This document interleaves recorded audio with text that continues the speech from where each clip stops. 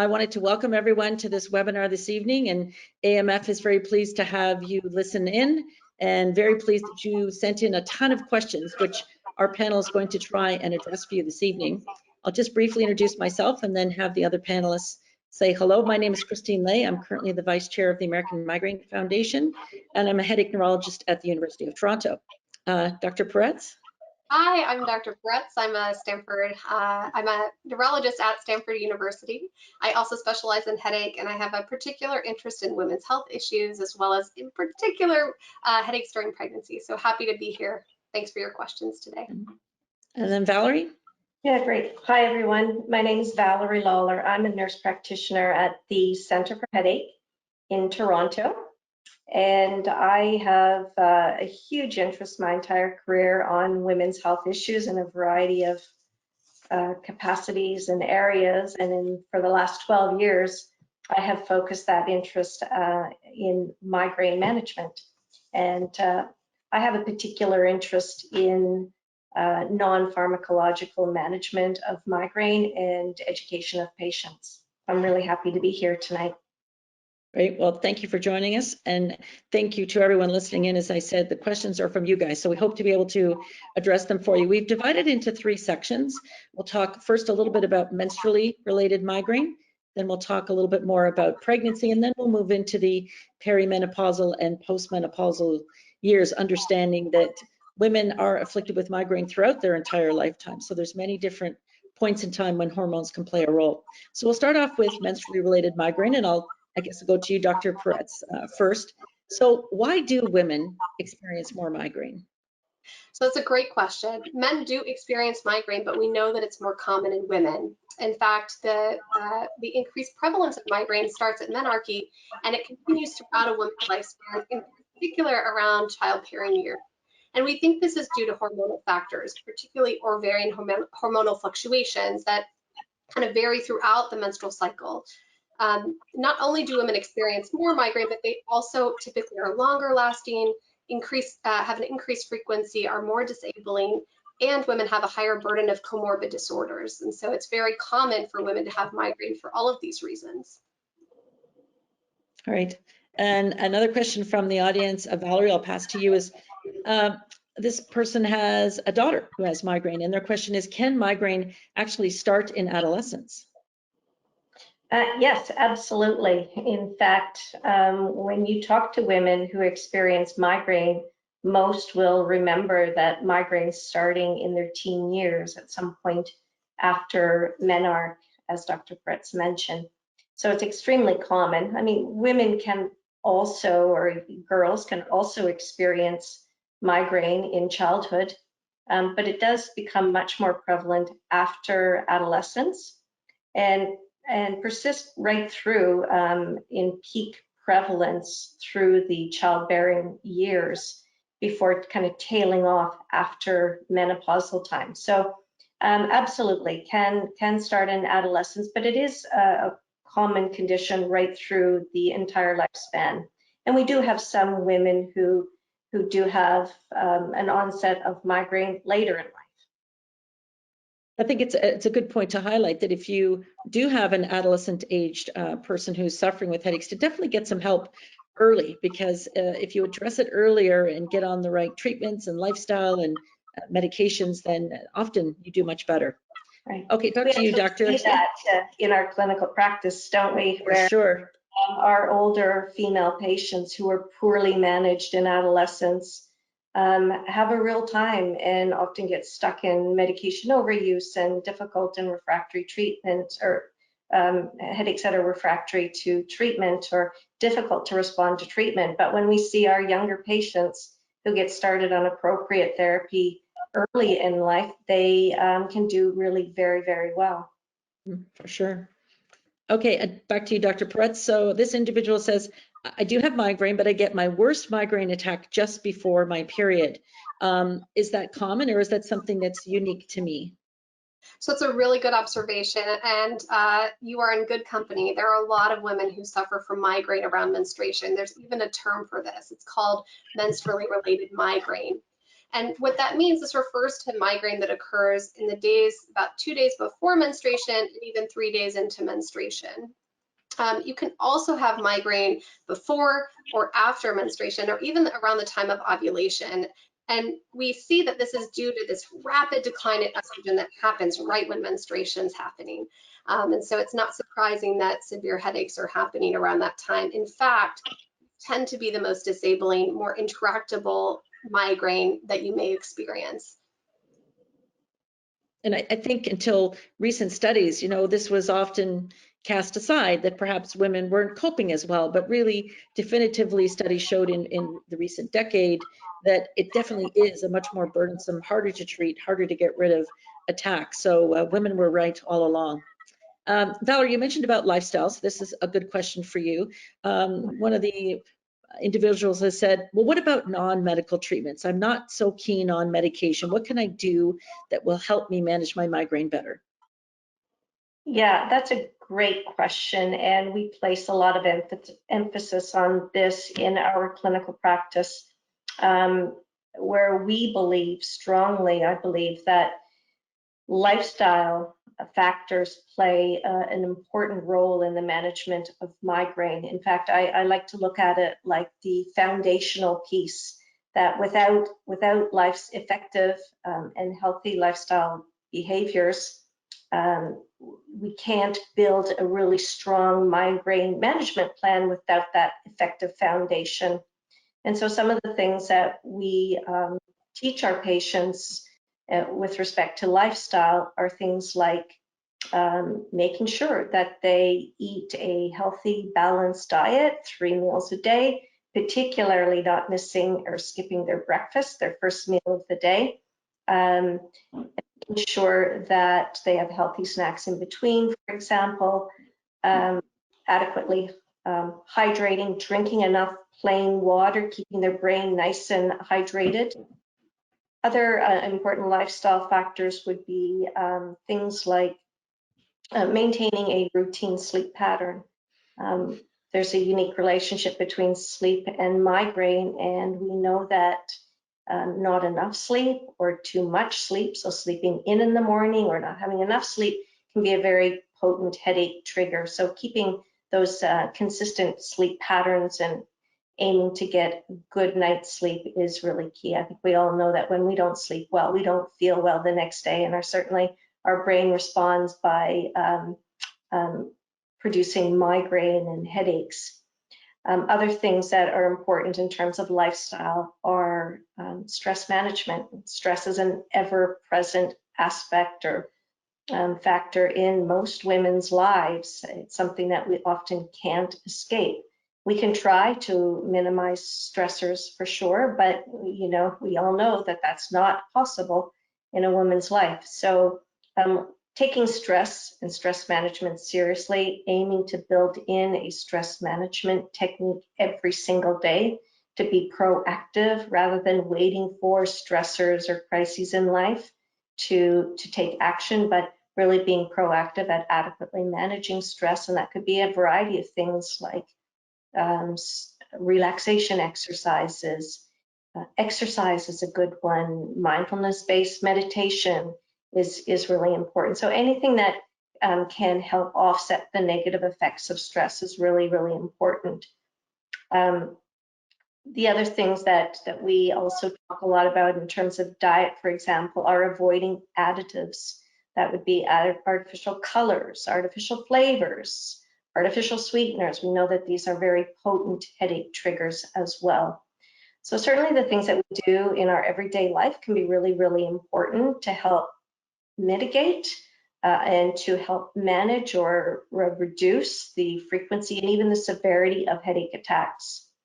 There's also vitamins, minerals, and herbals that are non-prescription, non-medicine based, that have some good evidence in migraine management. And some of the common ones that we would use would be vitamin D, for example, magnesium citrate, riboflavin, and these are ones that have good evidence that they can actually help with migraine management.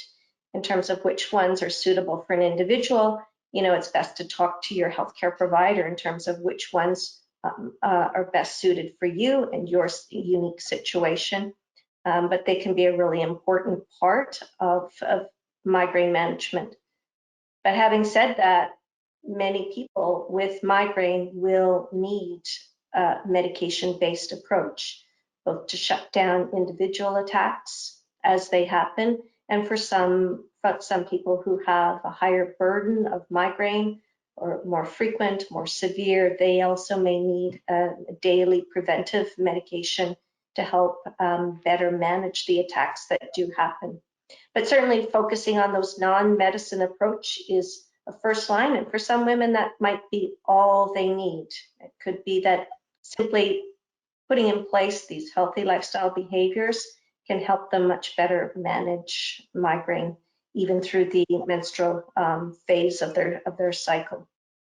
Valerie, I agree. I think the lifestyle factors are so important. And I think, you know, there's so many things that can trigger migraine. Hormones may be one component of that. Stress, another. Food additives, weather pattern changes. And so to the extent that we can control some things in our lives, it can be really powerful. So I find the concept of really focusing on getting hydrated, adequate nutrition, sleeping well, and exercise to be really critical, like you said, the foundation upon which we can better manage migraine. And I think the overlooked one is often sleep. You know, in the North American society, we just don't sleep well. We go to bed too late, we toss and turn, we get up too early, we have too much caffeine to cope with feeling tired. So I think sleep is a really important one to look at. So that's kind of a nice segue into the next question. Now, Dr. Peretz, this is a two-part question, so I'm going to split it up. So we'll do the first part, then the second part, because it's a long question. So, and I'll start with the second part. So this individual said, I would like to take the birth control pill. Can I? Yeah, so that's a really, really good question. As we've talked about already, hormonal fluctuation, ovarian hormonal fluctuation plays a role in migraine. And so why not control hormones? For those women with migraine without aura, there are hormonal options, particularly these low estrogen dose monophasic hormonal contraceptives can be a great option. You should consult with your obstetrician and gynecologist to determine what's right for you. Not all hormonal contraceptives will make things better. Sometimes migraine gets worse, so it's important to kind of follow your pattern and see what's happening. For women with migraine with aura, I want to mention specifically some particular guidelines around that. So for those of you that aren't familiar, about 30% of women with migraine have aura, and many of them have visual aura. Aura is kind of a neurologic disturbance that occurs either preceding or even during migraine. And for women with migraine with aura, the American College of Obstetrics and Gynecology and the World Health Organization recommend that you avoid estrogen-containing hormonal contraceptives. And the reason for this is that women with migraine with aura are at increased risk for stroke, and estrogen-containing hormonal contraceptives compound that risk. So we really want to be careful about not increasing your stroke risk. For those women without aura, hormonal contraceptive options can be useful in trying to manage menstrual migraine. They can also, of course, be used to manage menorrhagia or other symptoms that you need, polycystic ovarian syndrome and others. Okay, so let's say this individual is doing all the lifestyle things, and you know, then maybe they've gone on a birth control pill to try and regulate their cycle, but they're still really stuck. So, Dr. Peretz, could you talk just briefly about you know, treatment options for women who are experiencing menstrually related migraine? Yeah. I want to kind of approach this in different ways. So one is, you know, we have our standard migraine rescue options. And by rescue medication, I mean a medication that you take as needed when you have a headache. There are preventive options that Valerie was speaking about earlier that you can take on a daily basis to help prevent pain. Rescue options are really only meant as needed. And some of these include over-the-counter medications like acetaminophen and non-steroidal anti-inflammatory drugs, or prescription medications such as triptans, or even some of the newly FDA-approved medications like Gepants, which are a category of newly FDA-approved medications, or even FDA-cleared devices, which are an exciting new area where you can either electrically stimulate or magnetically stimulate different areas of the body to control migraine pain. You can draw from all of these tools to manage migraine in the moment, whether it's menstrual or it's not menstrual.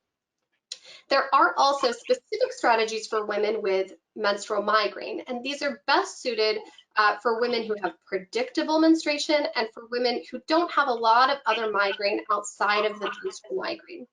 And the reason I mention these two criteria is because there is a phenomena that women with migraine are at risk for experiencing, which is called medication overuse headache or rebound headache, where overuse of rescue medications can actually cause more headaches. So we really want to try to avoid them. And any rescue medication, with the exception of some of the newer FDA-approved medications, can contribute to that, whether it's acetaminophen or triptan.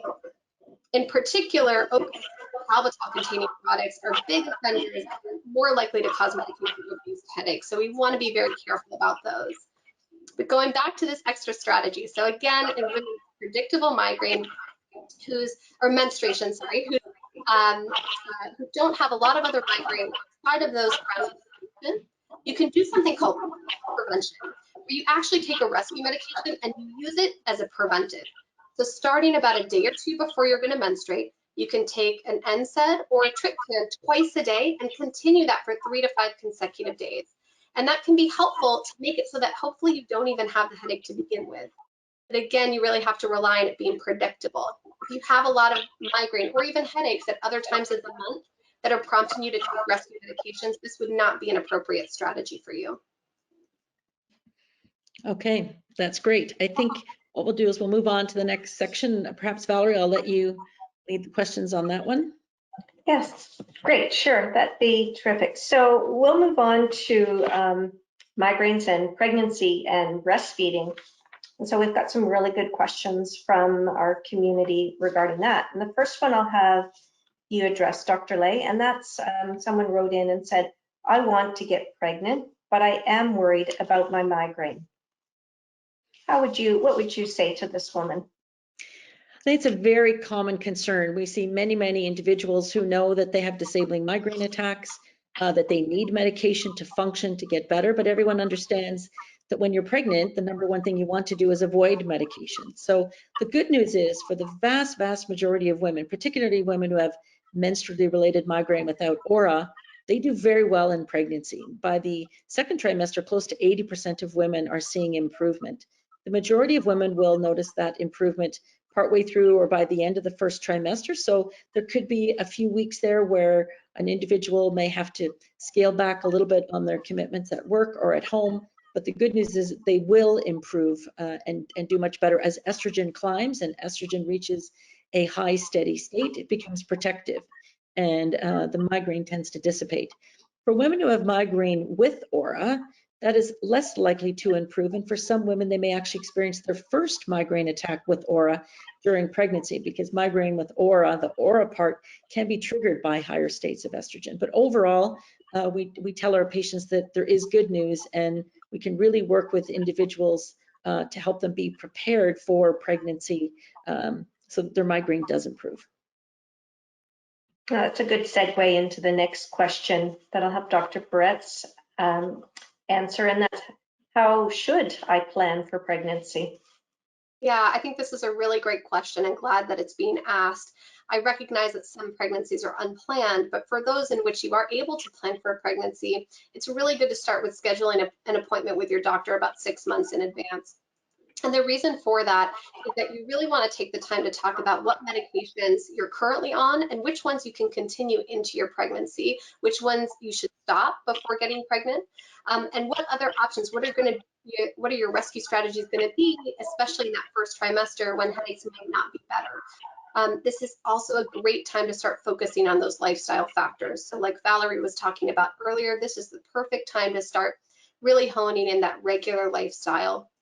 If you are taking rescue medications very frequently, start reducing the use of rescue medications and really talk to your doctor about how you can do that.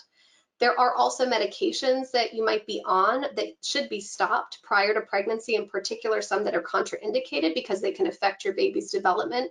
It's really important to get your doctor's input on that. In addition, making sure that you're on folic acid, not necessarily for migraine, but of course for a healthy pregnancy. Limiting your caffeine intake. And one strategy that you can use as you're thinking about how to deal with your migraines when you're trying to conceive is a strategy where you optimize your rescue medication use. So during the first half of your cycle, between when you menstruate, when you're bleeding, and when you ovulate, you can take whatever rescue medications you plan to take anyways. But between ovulation and menstruation, I recommend that you try to limit the use of rescue medications as much as possible, because we really want to let baby develop as naturally and safely as possible.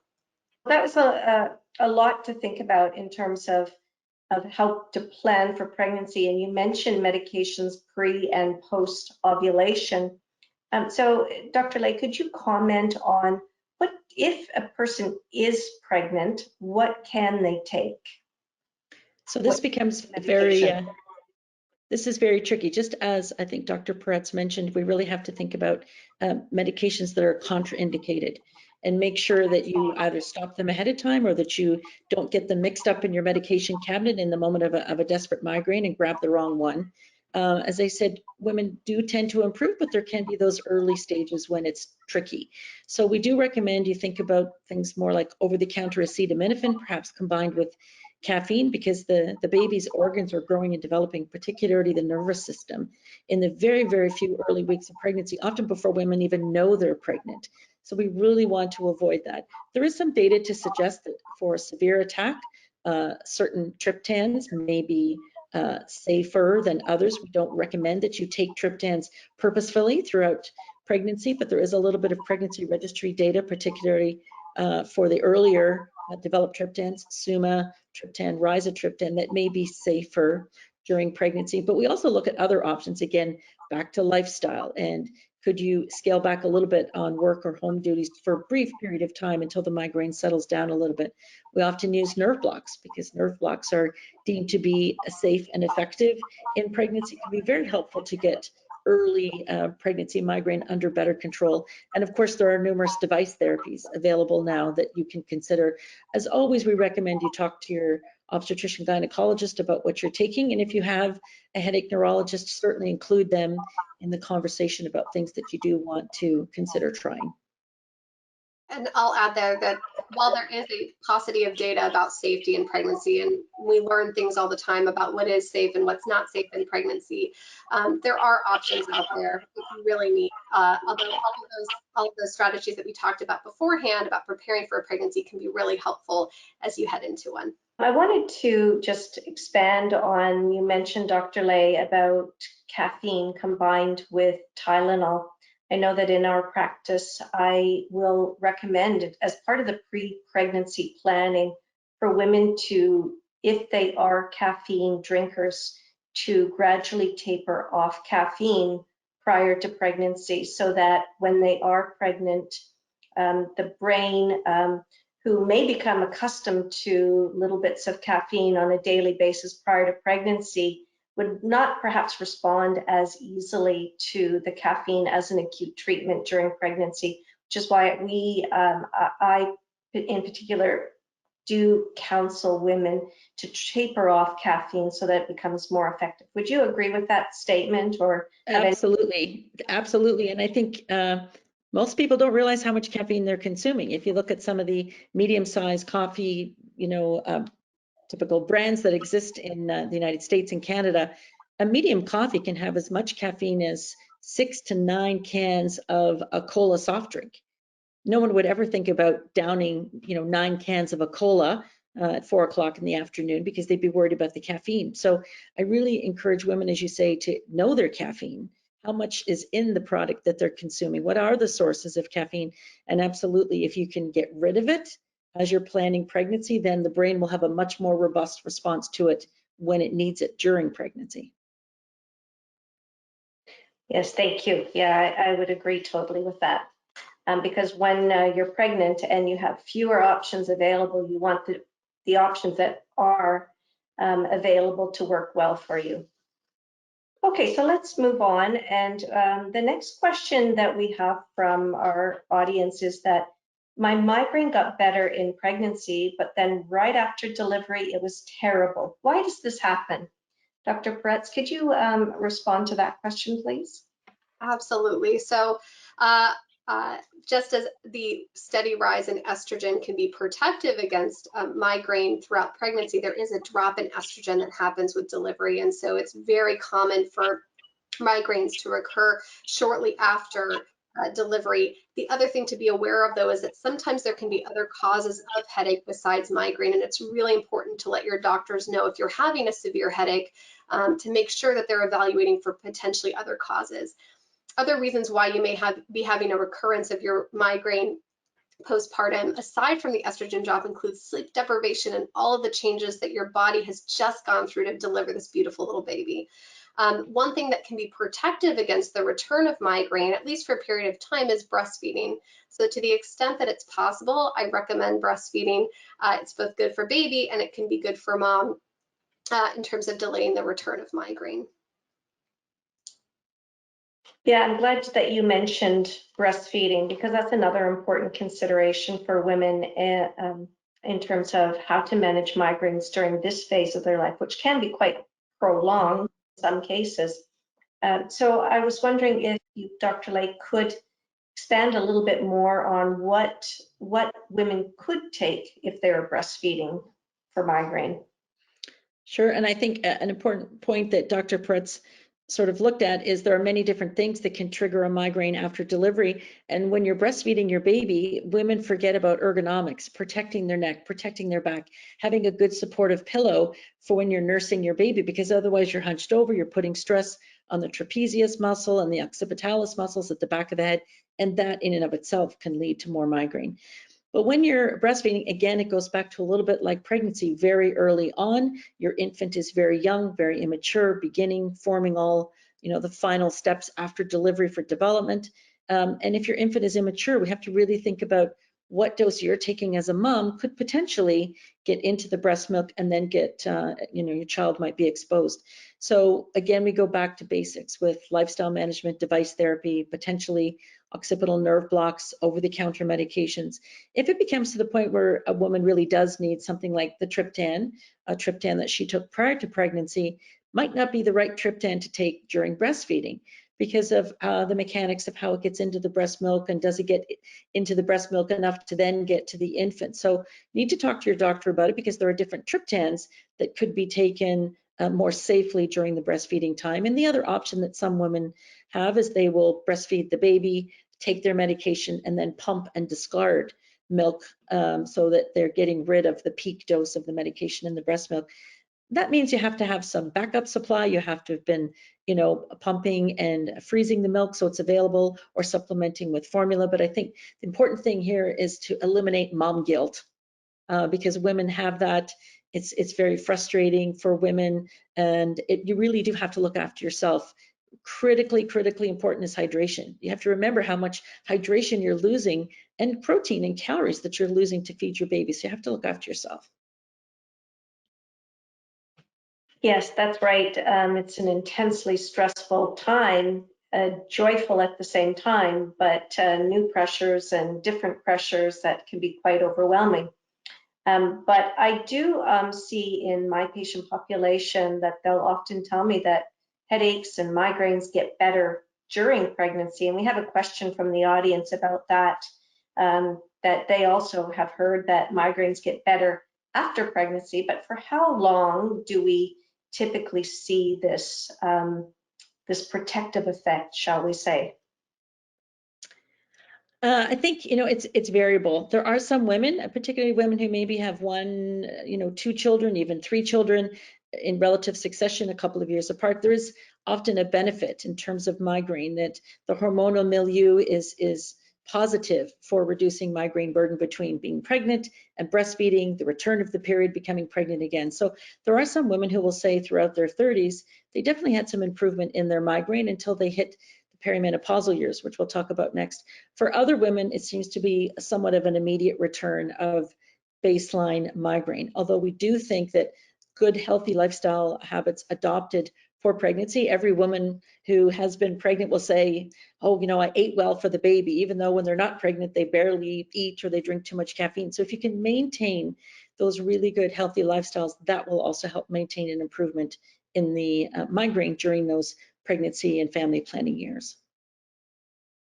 Thank you, Dr. Lane. I think that transitions us really nicely to the next phase of this conversation, which is about women later in life and kind of heading in the perimenopausal and menopausal time. And the first question that we have for you, Dr. Lay, is about a woman who's starting to have new headaches in her 40s. She wants to know what's going on with that, and secondarily, whether or not she needs to check her hormonal levels. So this is something we commonly see, and we get referrals from physicians for new onset headache in a 41-year-old woman. Is something going on? Is there a problem? But this is a very common time for migraine to get worse and to some degree to present for the first time. But typically when we take a very detailed history from these patients, as everyone with migraine knows, there's no magic test, there's no special MRI, it's in the history. We get the diagnosis from the history. So when we dig deeper, we'll find out, oh, yeah, you know, I did have some headaches with my period when I was younger, but they weren't such a big deal. I went on a birth control pill and I forgot about them, or they really weren't a bother in my 30s. But they do recall having, you know, some prior history of headache, or perhaps there's a family history of migraine in family members, or they may have had pediatric migraine variants. They were motion sick, a sleep talker, a sleepwalker. So this helps us pull in data to say this is not new onset secondary bad headache. This is a presentation of migraine. And there really is no need and no real benefit to checking hormones, because really right through almost the time of menopause, the hormone levels are probably still within the normal range. Even though they're fluctuating and going up and down, they're still within the normal range when we test. So we don't recommend that women chase hormone levels on blood tests to try to manage things better. That's a really good point. And Valerie, another question that comes from our audience is about a woman who has a history of migraine, and suddenly at the age of 47, her migraine medications aren't working anymore, and she's wondering why that is. Yeah, it's a great question. As Dr. Lay mentioned, that perimenopausal transition is often a time characterized by extreme, often hormonal fluctuations. And so it could be that as a woman progresses through that perimenopausal time with these unpredictable surges of hormones, it's making those migraines more difficult to treat. And so perhaps, which may have been a medication that may have worked before the perimenopause, perhaps a single medication, perhaps an over-the-counter medication that would take care of a migraine, suddenly with these more frequent, perhaps more severe headaches with the hormone fluctuations, you might need to change the therapy. And so this might be a time where we have to either change the medication, add on perhaps a migraine-specific triptan, or combine a triptan with an anti-inflammatory, perhaps consider a daily preventive if the headaches are very severe and causing extreme disability, or very frequent perhaps. We might need a daily preventive to add into the mix. But often this is the case where headaches become much more erratic, they become more difficult to manage, and we just need to take a much more aggressive approach with treating these headaches. But the other point is we come back to lifestyle too, because often during our 40s, in addition to these crazy hormone swings that we're going through, we're also at this point in time in our lives, we've got children that need us, we have aging parents, we are, you know, playing a role to many, to our employer, to our partner, to our spouse, to our children. Stresses pile up. And, you know, sometimes it can feel like we're on this treadmill. So we need to relook at those lifestyle factors and perhaps double down on our stress management techniques, our time for self, our nurturing self, and maintaining or perhaps going back to a healthy, balanced diet, for example, looking at our caffeine intake, hydrating really well. So it's kind of all of these things that can collide in that perimenopausal time that can make headaches much more difficult to manage. Yeah, there's so many factors at play, from stress and sleep deprivation to what's happening inside a woman's body with the hormonal fluctuations. So I agree that there can be many factors to consider when you're addressing it. Dr. Lay, one of the questions that we got was about bad hot flashes, that one of our patients is experiencing some significant hot flashes. She's wondering about hormonal therapy. So this is very commonly something that comes up in discussions with women in this age group. And I think the general rule is that we don't recommend HRT just to manage migraine. However, many studies show that women with menstrually related migraine are more vulnerable perhaps to vasomotor symptoms, hot flushes and heat rising sensations, disturbing sleep, leading to night sweats, changes in mood, lower energy, drop in sex drive. There's a number of different things that happen. And so if HRT is recommended for those reasons, then generally we feel if a woman has migraine without aura, that it's reasonable to have a short course of HRT. Some women do better with patch therapy because it provides more steady state. Other women do better with bioidentical. So it's important to work with your physician and look at our provider on a trial and error basis to see what might be best. If there's a history of aura, it gets a little bit more complicated. I think if it's very simple visual aura, 5-10 minutes, it's been that way the woman's whole life, it hasn't changed, it's not more often, it's not longer lasting, it's not more complex, then a brief course of HRT could be considered. However, if there's any change in that aura pattern, then the HRT should be stopped.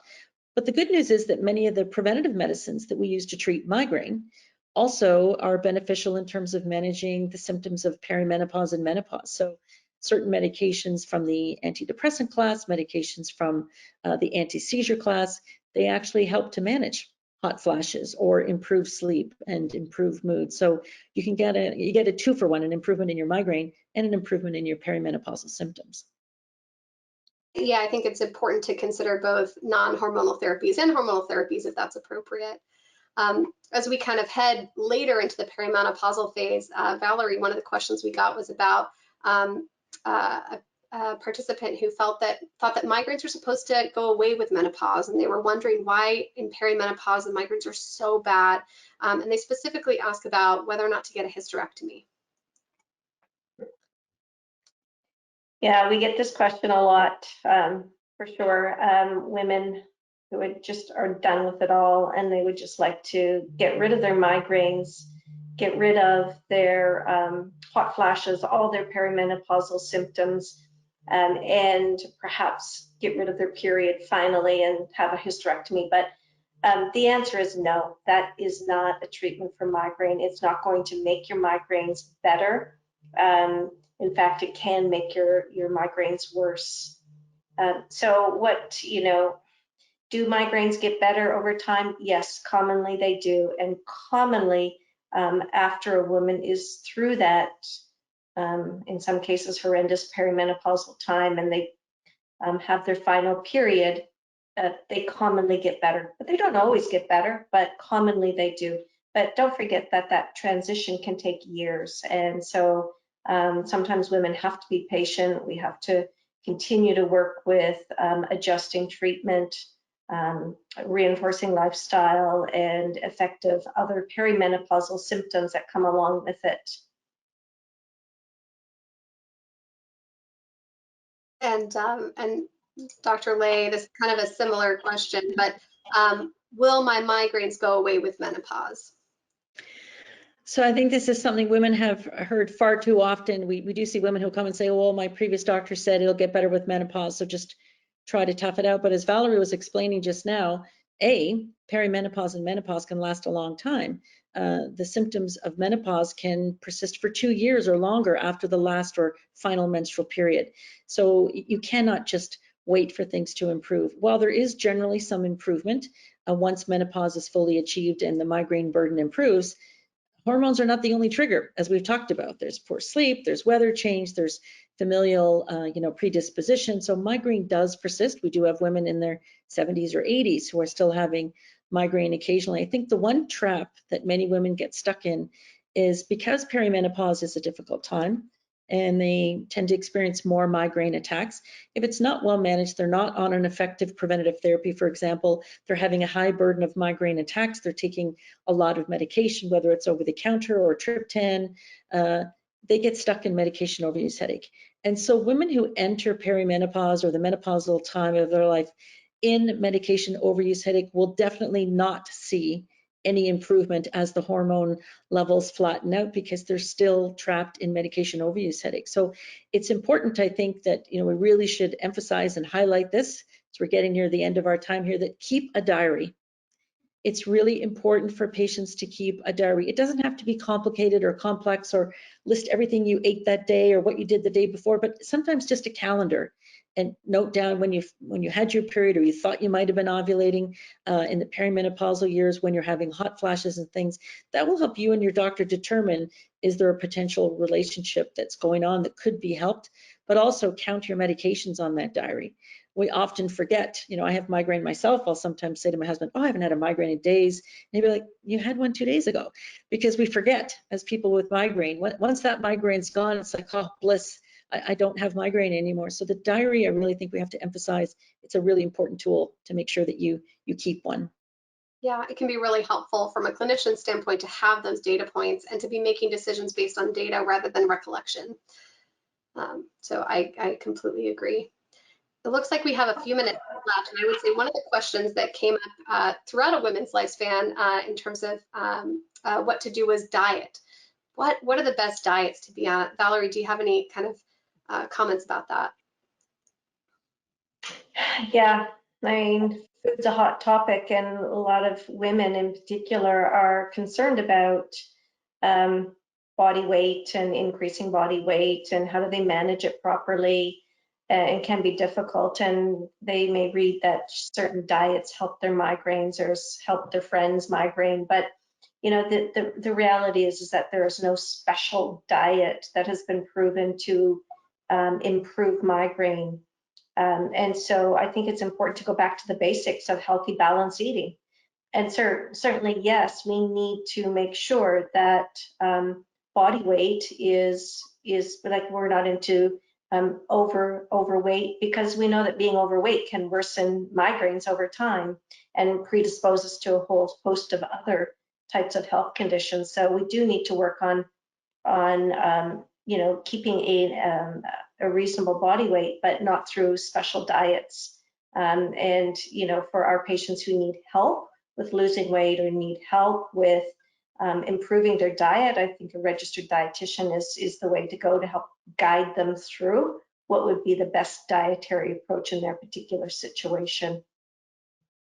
I think in our practice too, we always emphasize protein first thing in the morning. It's something that I've been recommending to patients most of my practice. I really stumbled upon it during fellowship, and I think it's overlooked, it's not thought about, but it's an important tool. Protein within an hour of waking up. Yeah, protein and hydration. Love hydration. All right, yeah. I think we're probably in the final. Sorry, I worked with a dietitian once who said that when we don't eat enough first thing in the morning, our eating patterns will eat more as the course of the day goes on. So making sure that you start your day with a good, solid, at least a source of protein will help with some of that hunger craving as the day goes on. For sure. Well, I think we're in the final minute here. I think we just want to, hopefully we addressed concerns. As I said, everyone had great questions from our community. We appreciate that. I think the bottom line here is not to lose hope, to be positive, to feel empowered, to be in charge, and go after the help that you need so that you can find wellness, because migraine can be burdensome, but there are many different options for treating it and controlling it. And have a nice evening, everyone. Thank you. All right, thanks.